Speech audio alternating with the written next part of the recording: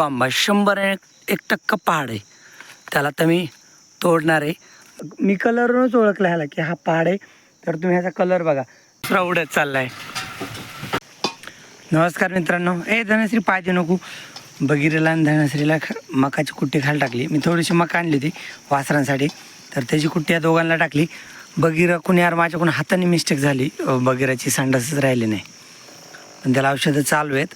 राहील हळूहळू राहील. काय झालं होतं ना, त्याला लय संडास लागली होती, पण आता बरं आहे तो. एकदा तो खायला शिकला ना मग काय ताणच नाही यार. खराब बिलही झाला अशात तो. आता दूध चालू केलं त्याला आणि परत आता सावलीत पण आहे, त्याच्यामुळं काय अडचण नाही. बाकी गुरांना पण खायला टाकले आणि बगीरा आता बरं आहे बरं का. पण त्याने आज खुराक पण नाही खाल्लं. खुराक म्हणजे उगं थोडंसं खाल्लं, बाकीचं तसंच राहू दिले. आणि संडासाला आणखीन पण थोडीशी पातळच होती, पण देव गोळ्या चालत उद्यापर्यंत होईल तो ठीक. बाकी हे तर ऊसाला कंटाळलेतच, तरी ऊस थोडाच टाकतो आपण, पण तरी पण कंटाळलेत. कारण की ऊसात ना तर वाढं पण वाळून गेले ना, म्हणजे वाढं थोडंच राहिले, मग त्याच्यामुळे हिरवा कंटेंट जास्त नाही ना, त्याच्यामुळं गुरं कंटाळलेत खायला. आणि दुसरी गोष्ट, आपण जी वैरण आणली होती ना तर ती इथं ढिगोरा मारून ठेवत होतो. मग त्यानंतर कुट्टी केली, थोडीशी राहिली होती तर ती आज सकाळी कुट्टी केली. आणि कुट्टी बघा इथं आपण अशी लावून घेतली. यावर्षी आपली वैरण चांगली म्हणजे दाट पेरली होती ज्वारी, तर त्याच्यामुळे पाल्याचं प्रमाण जास्त आहे ह्याच्यात. बघा पाला भरपूर आहे आपल्या वैरणीला यावर्षी. तरी अशी वैरण आहे, तर एवढा असा ढिगोरा लावून ठेवला आहे वैरणीच्या कुट्टीचा, जो की आपण कधी अर्जंट असेल किंवा लाईट नसेल कुट्टी करायला तर वैरण टाकायची. पाऊस भरपूर आहे बाहेर, मग त्यावेळेस वैरण टाकायची. किंवा सगळ्यांनाच बाहेर जायचं कुठंतरी आणि वेळ नाही आहे शेतातून चारा आणायला, मग त्यावेळेस वैरण टाकायची. किंवा पावसाळ्यात जर समजा नेपेरला कंटाळले गुरं, तर नेपेरमध्ये थोडीशी वैरण मिसळायची. तर असं म्हणून आपण एवढी वैरण, ह्याच्यात खाली गव्हाचा भुस्सा पण आहे बरं का, अर्धा गव्हाचा भुस्सा आहे आणि अर्धी वैरण आहे. तर एवढी वैरण आपण एकदमच कुट्टी करून ठेवली. म्हणजे आता वैरण आपली निवाऱ्याला आली. फक्त काटमात एक बैलगाडी वैरण राहिली, तर ती आणायची. तर ती पण आज आणू, म्हणजे वैरण तर काम संपलं वैरणचं. एकदा शेतीची नांगरट झाली की मग शेतातले कामं झाले पाऊस पडेपर्यंत, म्हणजे 1 महिन्यापर्यंत. आणखीन मग 1 महिन्यानी परत पेरणी करायची सोयाबीनची. आता प्रॉब्लेम काय आहे ना, मी ह्या ऊसाच्या कुट्टीवर थोडीशी कडवळाची कुट्टी टाकली. ही हिरवी कुट्टी ना, तर ह्याच्यावर टाकली, मिक्स केली. म्हणजे ऊसाच्या कुट्टीला कंटाळे होते ना, तर त्याच्यामुळं हिरवी कुट्टी टाकली. आता तो बगीरा कशामुळे गळाला माहिती का, ह्यांना इकडं खाली चांगलं खाली ठेवलं ना तर हे घावणीतच खातात. तर हिला मी इकडं कॅरेट ठेवले खायला, त्याच्यात ऊस नाही तर चांगली हिरवी कुट्टी. हिला मी इकडे हिरवी कुट्टी ठेवली तर ती इकडं खाते. ते बगिराचं पण काय झालं माहिती का, आपण घास वगैरे त्यांना पाठीत इकडं चांगलं खाली ठेवत होतो, मेथी घास वगैरे खाली टाकत होतो. तो सारखं घावणीतच खायचा, घावणीत पाय द्यायचा आणि ते पाय दिलेलंच खायचा. मग त्याच्यामुळे आणि पाला हे मोठाले वासर येत नाही समोरचे देवशेणी, ते पाला अदुगर खातात. आणि मोठा कच्चा ऊस, जे ज्वारीचं कांड आहे, टिपरू आहे, नेपेरचं जे झाड असते, तर ते झाड ठेवतात आणि पाला अदुगर खातात. तो बगिरानंतर ते झाडच खायचं. त्याच्यामुळे त्याला डेअरी वाढली आणि बस ज्याच्यात पाय द्यायचा तेच खात बसायचा बगिरा. हे वासरं असं इकडं खाली खातच नाही सेपरेट. इकडे टाकलं ना की त्यांना वाटतं की इकडं घावणीतच खायला पाहिजे, असं राहतं. ही आता थोडी कुट्टी वरतून मी बाकीच्याला टाकली सगळ्याला. गायांना कडवा टाकले आणि आता ही मका टाकायची बैलांना, कारण की बाकीच्या गुरांना कडवा टाकले तर ही मका बैलांना, कारण की बैल आज कामावर आहेत. ऊन आहे, ऊन भरपूर आहे बरं का, पण बैल आता थोडे कामावर गेले, म्हणजे थोडंच काम आहे, येतील 20 मिनिटात. तोपर्यंत मग मी कुट्टी करून ठेवतो. बघा आता नंदिनी ओमच्या बायाबस्तीला मी कॅरेटमध्ये ठेवलं होतं, ते तिकडं खात होती. तर ओम आला म्हणून परत इकडं आली, नाहीतर ती तिकडंच खाती घावणीत. तिला काय सवय लागली का की बगीरा पण तसंच करत होतं, त्यांनीच गळून गेला. इकडं खाली पाठीत खाली ठेवलं तरी तिकडं घावणीत डोकवतात. म्हणजे ते काय होतं, त्यांना गुरं जे खाते तेच त्यांना खायचं असतं. मित्रांनो, मी आता आंब्याच्या शेतात आलो होतो, तर हा पाड आहे ना, तर हा मला सापडला आहे. तर घरी गेल्यावरच चिरून बघतो कसं आहे काय ते. आणि हा खालचा कच्चा आंबा मी तोडला आहे, म्हणजे भाकरीसोबत खाण्यासाठी मी तोडला आहे हा आंबा. आणि हा मला नंतर पाड सापडला आहे, कारण की घरी म्हणजे आईला त्यांना तर पाड सापडले होते, पण मला आजच पहिल्यांदा सापडला आहे. तर आता आंबे उतरायला हरकत नाही आपल्याला, कारण की हा बघा एकदम पिवळा होऊन खाली पडला आंबा. तर पाड आणखीन आता इथून पुढे पाड सापडायला सुरुवात होईलच. आता आंबे उतरायला हरकत नाही आणि लोणचं करायला पण हरकत नाही. आता आपण ह्या आंब्यांचं लोणचं केलं ना, म्हणजे ह्या झाडाच्या आंब्याचं आता लोणचं केलं तर लोणचं खराब होणार नाही, कारण की ह्याला पाड लागला आहे. कारण की कवळ्या कैऱ्यांचं लोणचं घातलं ना तर खराब होतं, पण हे आता चांगल्या परिपक्व झाल्यात कैऱ्या आणि पाड पण सापडला आहे मला एक, त्याच्यामुळे आता हरकत नाही. तर ह्याला ना पाड म्हणण्यापेक्षा चिपच म्हणता येईल. चिप म्हणजे ह्याची कोय बारीक राहते आणि आंबा आकाराने बारीक राहतं. सुरुवातीला चिप लागतात झाडाला, त्याच्यानंतरच पाड सापडतात. चिप म्हणजे एकदम पातळ आणि छोटा आंबा अगोदर पिकतो तर त्याला म्हणतात चिप. मग त्यानंतर पाड मोठाले आंबे पिकायला सुरुवात होते. मी पाऊण तास झालं आंब्याच्या शेतात फिरतोय, मला नाही सापडला आंबा. आणि पोपट्याला कसं माहिती की हा वरून हिरवा असलेला आंबा मधून अशा कलरचा असेल म्हणून मधून पिकला असेल. आणि हा डॅमेज नाही काय नाही बरं का, एकदम पानातला सावलीतला आंबा आहे, उन्हाने खराब झाला नाही काय नाही. पण आता आपल्याला आंबे उतरायला हरकत नाही. मला दुसऱ्या झाडाला पाड सापडला आहे.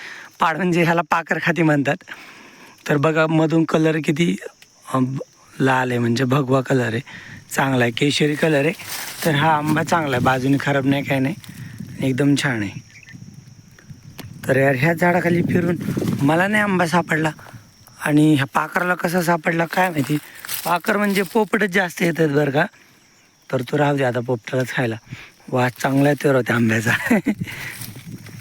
खरं. आणि बाकीकडे मी किती लक्ष दिलं मला नाही सापडत, पण त्या पाखराला कसं सापडतो काय माहिती. शेवटी लय वाट बघून मला पण पाड सापडला. म्हणजे मला पण थोडाफार अनुभव आहे. खालून आंबा दिसला ना, जरा इतर आंब्यापेक्षा वेगळा दिसला, थोडासा चमक दिसली ना, तर मग मला पण कळून जातं की पहाड आहे. म्हणजे लयदा मी चुकतो पण कधीतरी बरोबर येतो. तर तुम्हाला दाखवतो आता. हा आंबा आहे ना, ह्या आंब्याच्या झाडाला तो आंबा 101% पहाड आहे. त्याला तर मी तोडणार आहे. त्याला मी आता इथं पण खाल्लं असतं, पण मला आता तो लाडूसाठी घरी न्यायचा आहे. जे आपल्या श्रीजीसाठी मला तो पाड घरी न्यायचा आहे, म्हणून मी तुम्हाला इथं फोडून दाखवत नाही, घरी तुम्हाला मी चिरून दाखवतो की पाखरांना जसा खाल्ला होता ना तसा कलर ह्याचा आहे की नाही. तर आता मी ह्याला तोडतो. म्हणजे पाड कसे थोडेसे कच्चे पण राहतात. थांबा, एक हाताने तोडतो. माझा हात तिकडंच एक लय रिस्की काम उभा आहे. एका हातात फोन आहे, एका हाताने मी तोडतोय आणि झाडावर उभा आहे. आणि वारं तर येतच आहे बघा. दुसरा एक आंबा तुटला राव. काय झालं, मी पाड तोडला आणि त्याच्यामुळे फाटीचं वजन कमी झालं, तर फांटी पलीकडे गेले. दुसरा एक आंबा होता, तर तो आंबा असा फांटीमध्ये अडकल्यामुळे त्याच्या देठावर प्रेशर आला आणि दुसरे एक आंबा खाली पडला. तर तो पण मी घरी नेतो. आणि हा बघा 101 पहाड आहे. मी कलरवरूनच ओळखला ह्याला की हा पहाड आहे. तर तुम्ही ह्याचा कलर बघा.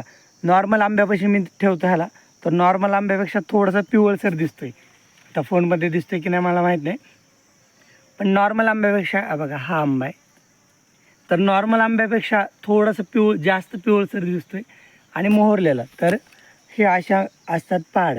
तर आता आंबे उतरायला चालू करायचे आहेत आपल्याला. आजपासूनच आज संध्याकाळी 1 कॅरेट आंबे काढायचेत आणि उद्यापासून मग आपल्याला लोणचं घालायचे घरी खायला.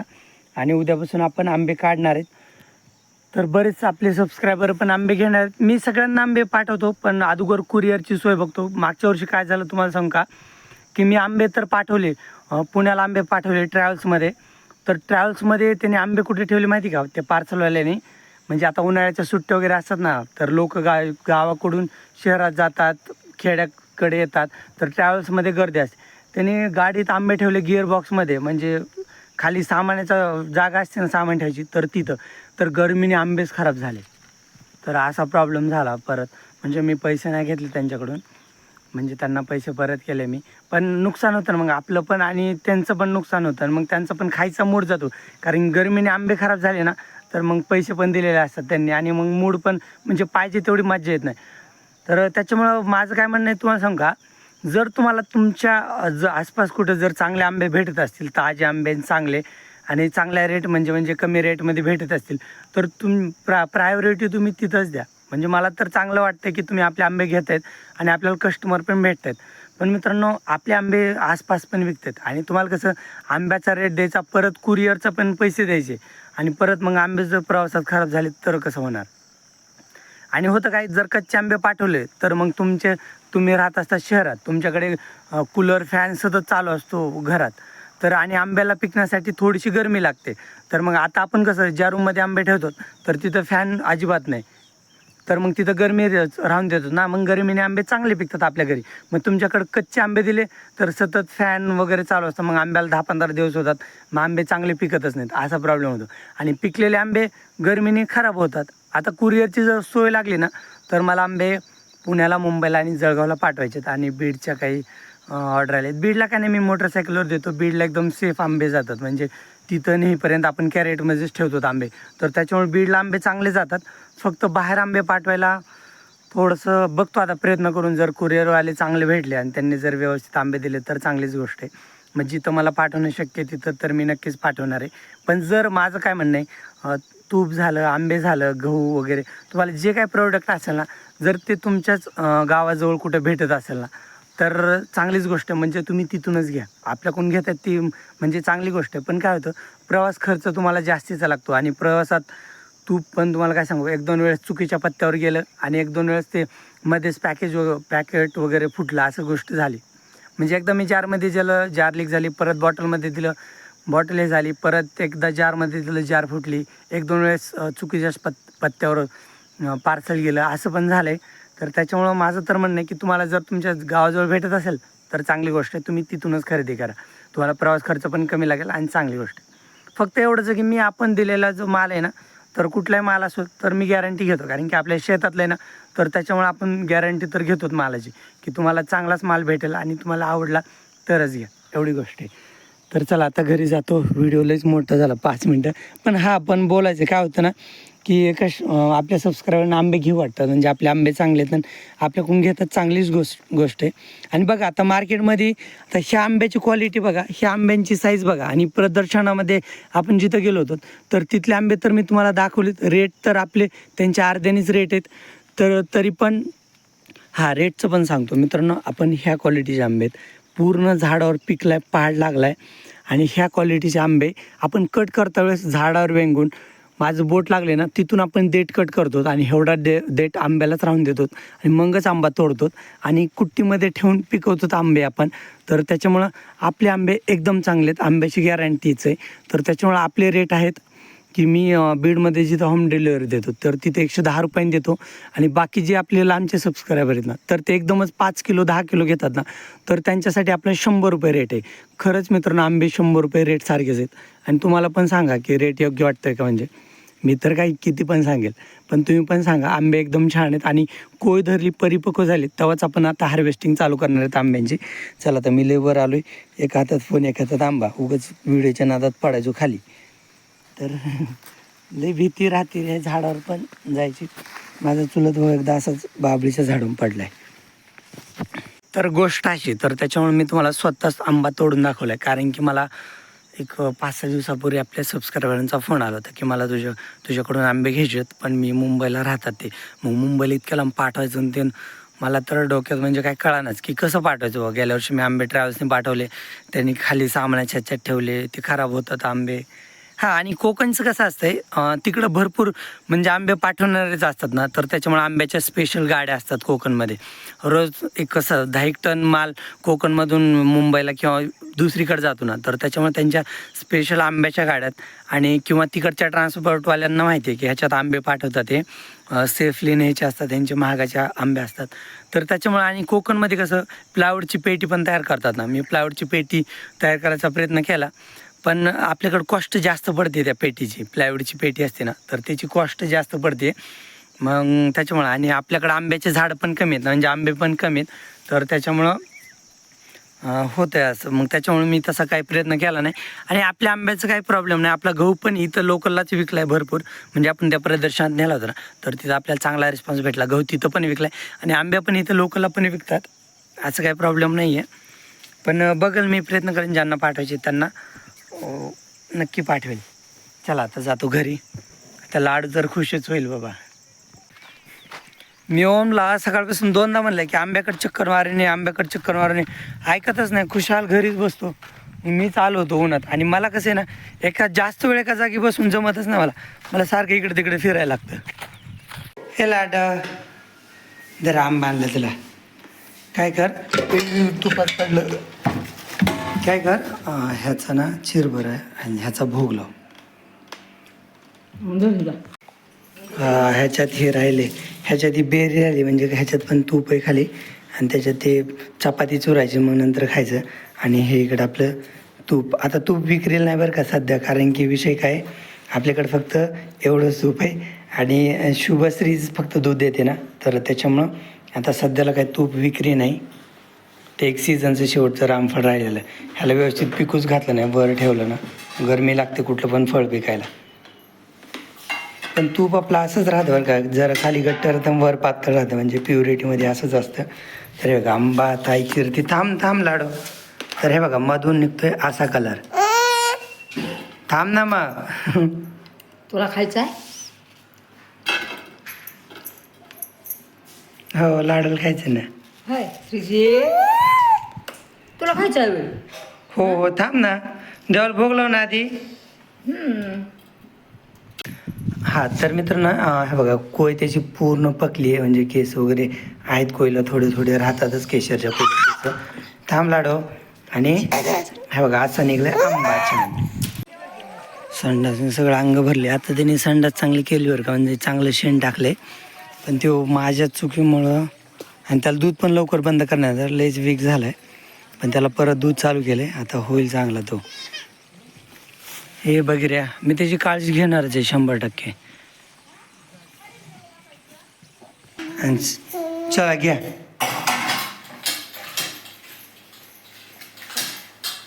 कशी खाती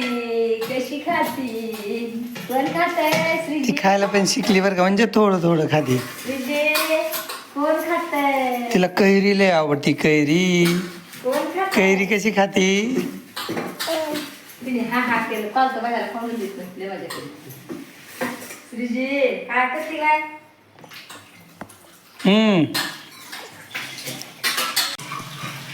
ऐक ए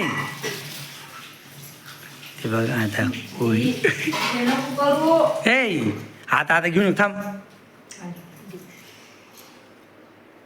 टाकू नको हा एकच खा तू तिला 2 दात आले तर वरचा एक यायला आई वरचा एक यायला लागला ना तिला वरचा एक यायला लागला आणि खालचे 2 दात आलेत म्हणजे आता ते खाते मी पंढरपूरून त्या प्रसाद लह्या आणल्या होत्या ना तर लह्या खाते ते ओम घे ओम खा ना तू पण खा लाडा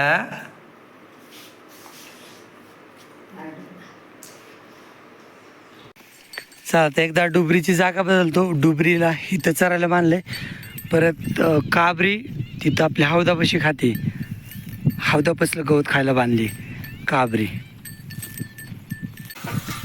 आता आम्ही आलोय बैलगाडी घेऊन काटणाऱ्या शेतात ओम पहिले गाडी घेतो ओमला बैलगाडी त्याला लयच आवडली त्याला घोड्या पण बसायचं आहे यार पण तो घाबरतोय घोडा म्हणजे बसवलं त्याला 2-3 वेळेस पण जरा घाबरतोय उद्याच्याला त्याला नक्की मी घोड्यावर बसवणार आहे चला आता काटणातल्या शेतात आलो होतो बैलगाडी भरली एवढा कडबा घेतलाय आणि थोडासा कडबा शिल्लक आहे पण हा कडबा बांधलाच नाही पेंड्या बांधल्या नाही ते बघा कुठं कडबा शिल्लक आहे हा कडबा तसा शिल्लक आहे पण आता आम्ही चाललोत घरी आजच्या पुरतं एवढंच कडबा बस आणि परत उद्याच्याला संपून जाईल मग आज आम्ही 60च्या वर पण भरलाय थोडासा पण आता घरी जाऊन गुरांना पाणी वगैरे पाजायचे ना मग त्याच्यामुळे उशीर होईल त्याच्यामुळे एवढंच घेऊन चाललो होमड्या कसं रे तर नाही बघा रस्त्यावर मोर गेला बरं का आणि ह्या बघा हा दुसरा उडत चाललाय तो उडला इथे एक 4-5 मोर आहेत बरं का तो एक उडला आणि ह्या वाळली मका आहे ना त्याच्या अलीकड 2 आहेत बघा लपून पळत आहेत आता ना सध्याला म्हणजे दिवस मावळला बरं का 7 वाजले असतील त्या गाया आत्ता सध्याला खात्यात थोड्या वेळाने नेऊ घरी आत्ताच थोड्या वेळ झाल्या यांच्या जागा बदलल्यात तर ह्या म्हणजे इकडं दुसरी गाय काबरी आहे ना पलीकडं काबरी पण पलीकडून गवत खाती आणि ही डुबरी इथं गवत खाती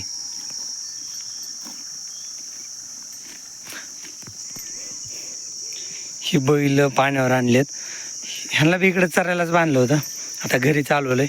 हे बिले दुनियाभरचे नाटके. तू पलीकडचा बैल चलतच नाही गवळ्या, परत ही झुपला होता बरं का, पण थोडा चालला की परत चलतच नाही, बसतो खाली, चलतच नाही. म्हणजे त्याला पण काय होतं, लई दिवसातून झुपण्यात येतं ना, चलतच नाही. हा गावरांग मस्त चालतो, पण हे गवळा चलत नाही. हे बघा, हा आपला हरण्या. तर हरण्याला आज मी इकडच्या मोठ्या हौदावर पाण्यावर आणले. बाकीच्यांना तिथंच दाखवलं, हरण्याला आणले मोठ्या हौदावर पाण्यावर. कारण की हरण्याला बघायचं होतं ना तुम्हाला, त्याच्यामुळे त्याला इकडच्या हौदावर आणले. नाहीतर मग मी त्याला तिथल्या हौदाच पाणी पाहिजे असतो. हे हरण्या अलीकडे चल चल, त्यांना लगेच घरी घेणार आहे. चल, उगा आत्ता थोडं खात्यात म्हणून राहून दिले. चल तू ये, चल.